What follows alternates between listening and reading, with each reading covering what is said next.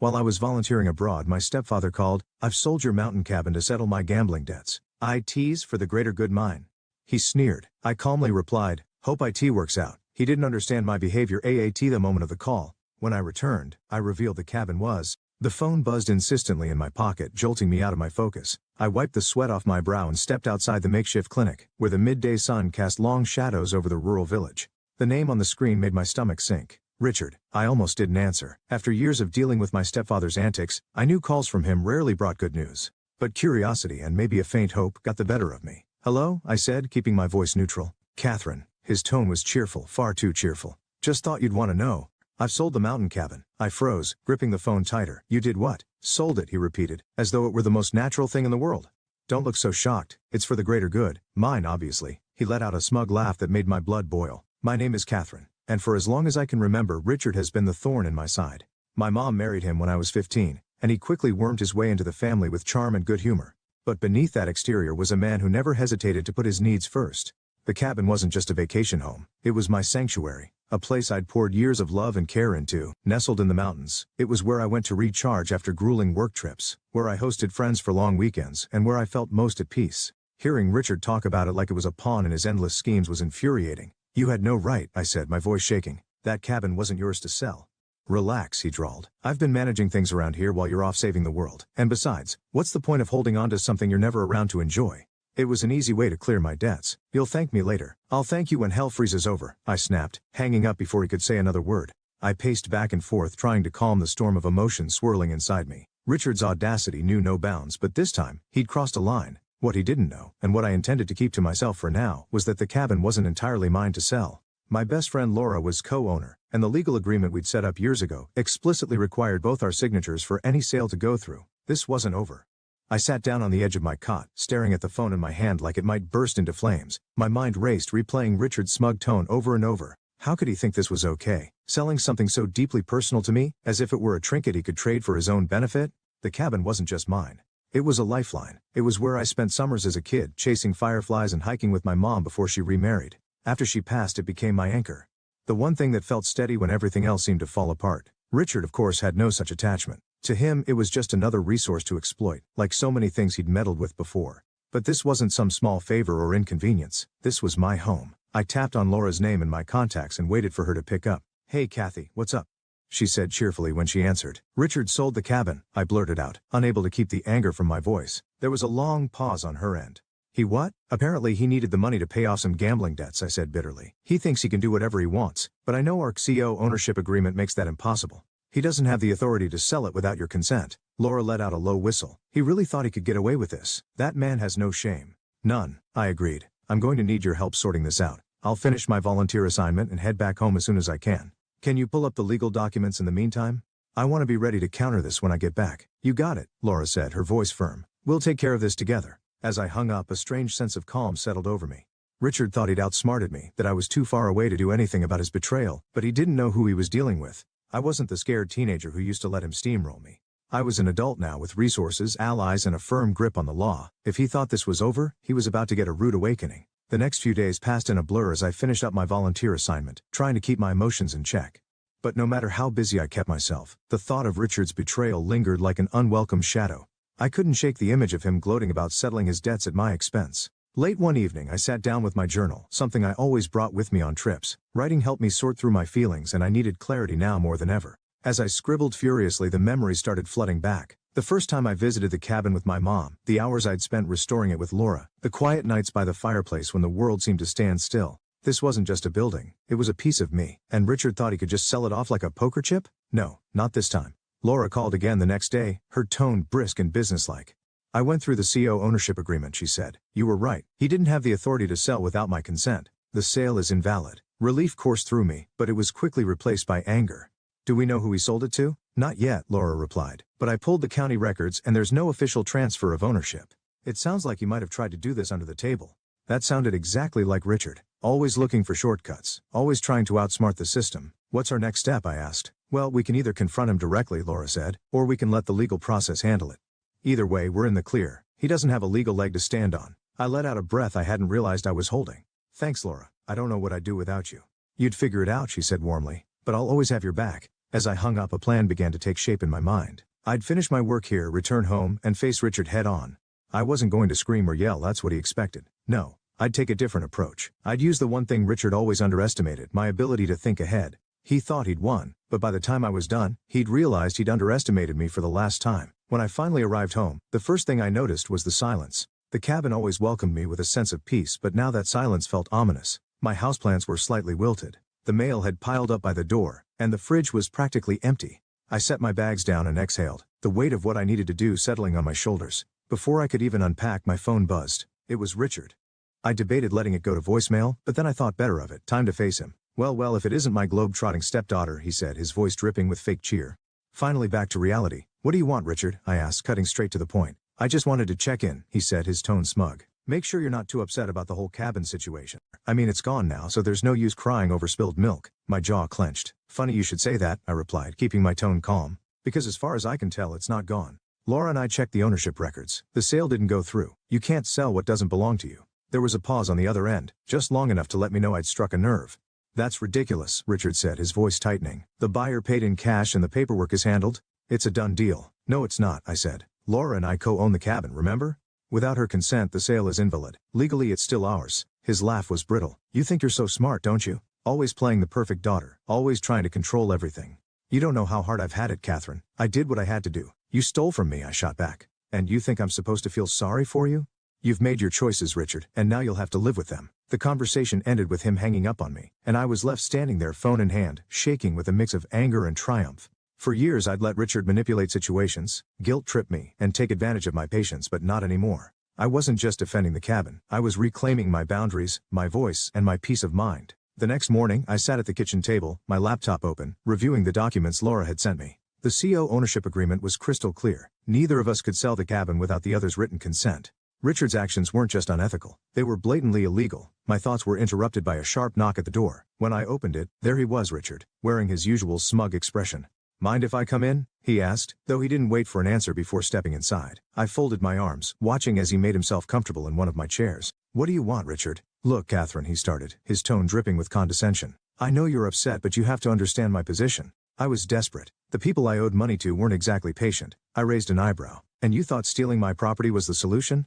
Borrowing, he corrected, as though that made it better. I was going to make it back. Once my luck turned around, I would have paid you back every penny. I couldn't help but laugh bitterly. Your luck? That's what you're betting on? Richard, you've been gambling away money for as long as I've known you, and it's never worked out. Why would this time be any different? He shifted uncomfortably, but his bravado quickly returned. You're overreacting. It's just a cabin. You're not even here most of the time. Why not let someone else make use of it? Because it's mine, I snapped. Because it's my home. You don't get to decide what I value or what I do with my property. And for the record, Laura values it just as much as I do. Your little sale is invalid and you know it. His face darkened, and for a moment I saw a flicker of something like fear. You wouldn't really go to the authorities, would you? You wouldn't ruin your own stepfather like that. I leaned forward, meeting his gaze. Try me. For the first time, Richard didn't have a snappy retort. He stood up, muttering something under his breath, and stormed out, slamming the door behind him. I sank back into my chair, my heart pounding. The confrontation had left me shaken, but I also felt a spark of satisfaction. Richard was starting to realize that his usual tactics wouldn't work on me anymore. This wasn't just about the cabin. It was about standing up to someone who had taken advantage of me for far too long. After Richard's dramatic exit, I called Laura to update her. He showed up at my house, I said, pacing the living room. Tried to spin some sob story about how he'd borrowed the cabin to settle his debts. Laura snorted on the other end of the line. Borrowed? Does he even hear himself? What did you say? I told him the sale was invalid. And if he pushed me, I'd go to the authorities, I replied. That seemed to shake him a little. But knowing Richard, he's probably already scheming his next move. Well, let him scheme, Laura said firmly. We've got the law on our side. I've contacted a lawyer to help us draft a formal cease and desist letter. If he tries to involve the buyer again, we'll have a legal paper trail ready to shut it down. I nodded, her words grounding me. Thanks, Laura. I don't know what I'd do without you. You'd figure it out, she said. But we're in this together. Over the next few days I focused on gathering all the evidence I could. I documented the CO ownership agreement, collected screenshots of text messages Richard had sent about the sale, and even tracked down the real estate agent who had been involved. When I contacted the agent, her voice was tense. Look, I didn't know the full situation, she said quickly. Richard told me he had permission to sell. If I'd known the cabin had a CO owner, I never would have touched the deal. Well, now you do, I said, keeping my tone even. I'm not trying to drag you into this, but I need your cooperation. Can you confirm that Richard signed the paperwork alone? Yes, she admitted. The buyer hasn't paid in full yet because I flagged the transaction as unusual. I can provide you with the documents if you need them. That would be helpful, I said, jotting down her information. As I hung up, I felt a renewed sense of determination. Richard had banked on me being too passive or too distant to fight back, but he was about to learn just how wrong he'd been. That evening, Laura called with more good news. "The letter's ready," she said. "We'll send it first thing tomorrow, and if he tries to pull anything else, we'll escalate."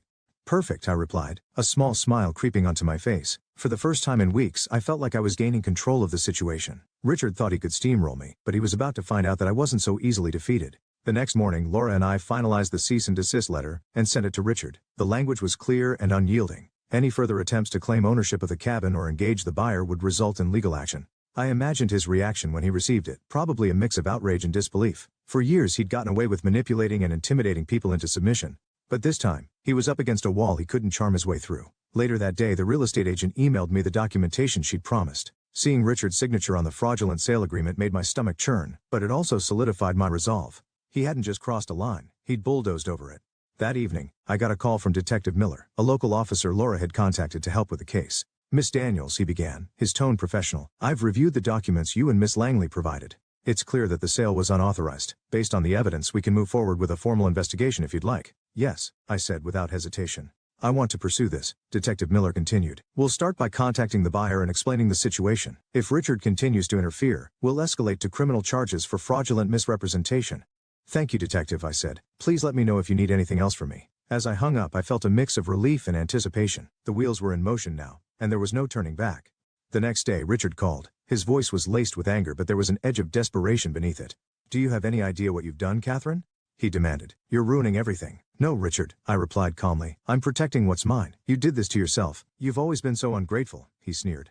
"I stepped in when your mom couldn't handle things. And this is how you repay me?" I couldn't help but laugh bitterly. "You didn't step in, Richard. You took over. You manipulated, lied, and used people to get what you wanted. And now you're paying the price." He started to argue, but I cut him off. "This conversation is over. If you have anything else to say, take it up with my lawyer." I hung up and leaned back in my chair, my heart racing. Richard's days of pushing me around were over, and I was finally in control. 2 days later, Detective Miller called me with an update. "Miss Daniels, we've spoken with the buyer, and they've agreed to halt the transaction. They were unaware of the CO ownership agreement and are willing to cooperate with any further investigation." Relief flooded through me. "That's great news. Does this mean the sale is officially void?" "Yes," he confirmed. "The cabin remains under your and Miss Langley's ownership. However, we'll need to keep the case open to address your stepfather's fraudulent actions. Do you wish to press charges?" I hesitated for only a moment. "Yes," I said firmly. "I want him held accountable." "Understood," Detective Miller said. "We'll proceed accordingly. Thank you for your cooperation." After the call, I let out a deep breath. For the first time in weeks, I felt a sense of calm returning. The cabin was safe and Richard's schemes were unraveling. Later that afternoon, I called Laura to share the news. "The sale is officially void," I told her. "The buyer's backing out, and the cabin is ours again." "That's a huge win," Laura said, her excitement evident. "But what about Richard?" "The police are moving forward with their investigation," I explained. "He's not getting away with this." "Good," she said. "It's about time someone stood up to him."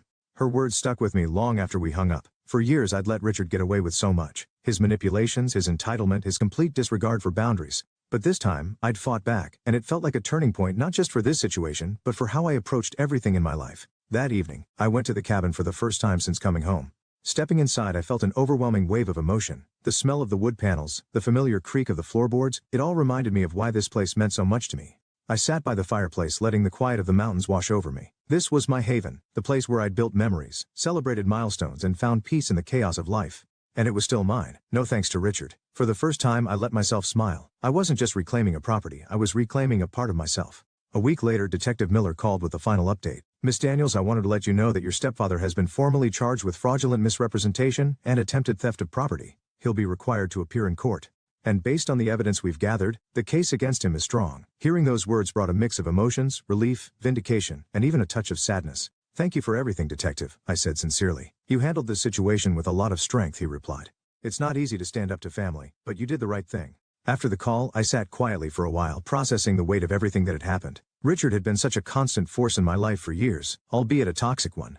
And now I was finally free from his manipulations. The next day, Laura and I met at the cabin. She'd brought a bottle of wine to celebrate, and we sat on the porch overlooking the mountains, the crisp air carrying the scent of pine and earth. "To us," she said, raising her glass, "and to not letting anyone push us around." I clinked my glass against hers, laughing softly. "To us." As we talked, I realized how much I'd learned from this ordeal. I'd spent so much of my life avoiding conflict, trying to keep the peace, especially with Richard. But this time, I'd stood my ground, and it felt like a turning point. Not just for my relationship with him, but for how I saw myself. "You know," Laura said, interrupting my thoughts, "this cabin has always been more than just a property. It's a symbol of everything we've built, everything we've worked for. Don't ever let anyone take that from you again." Her words hit home. The cabin wasn't just a house in the mountains. It was a reflection of my independence, my resilience, and my determination to protect what mattered most to me. Later that night as I sat by the fireplace, I felt a peace I hadn't known in years. Richard's betrayal had tested me in ways I never expected, but it had also shown me how strong I could be. The cabin was safe, my boundaries were firmly in place. And for the first time in a long time, I felt truly in control of my life. In the weeks that followed, life slowly settled into a new rhythm. The cabin, once a battleground for Richard's greed, became my refuge again. Each creak of the floorboards, every rustle of the trees outside reminded me of what I'd fought to protect. I didn't hear much from Richard after the charges were filed. My mom called once, her voice hesitant. "You know how he gets Catherine," she said, her usual defense of him ringing hollow this time. "I do," I replied evenly. "And that's why I did what I had to do." She didn't argue. For the first time there was no attempt to guilt me, no desperate plea for reconciliation. Just a quiet sigh before she said, "I hope you find peace." "I already have," I said. And I meant it. Laura and I spent the next few weekends working on small renovations to the cabin. We painted the porch, patched up the roof and planted a few wildflowers along the edge of the property. With every nail hammered and brushstroke applied, it felt like I was reclaiming more than just the space. I was reclaiming myself. One evening as we sat on the porch watching the sunset, Laura turned to me. "So what's next for you, Kathy? You've taken back the cabin, stood up to Richard. What's the next big move?" I thought about her question for a moment, the answer coming to me with surprising clarity. "I'm going to keep doing what I love," I said. "Volunteering, traveling, living my life on my terms. But this time I'm not letting anyone else dictate how I live it." She smiled, raising her glass. To that, as the days passed, I found myself reflecting more on everything I learned from this ordeal. It wasn't just about the cabin or even Richard. It was about realizing my own strength. For years I'd let his behavior dictate how much I pushed back, how much I tolerated. But now, I knew I was capable of setting boundaries and holding them, no matter how uncomfortable it made others. The cabin stood as a symbol of that growth, a reminder that I didn't have to sacrifice my peace or my values for anyone else's comfort. One evening, as the sun dipped below the mountains, I stood on the porch breathing in the cool pine-scented air. For the first time in years, I felt truly at home, not just in the cabin but in my own life.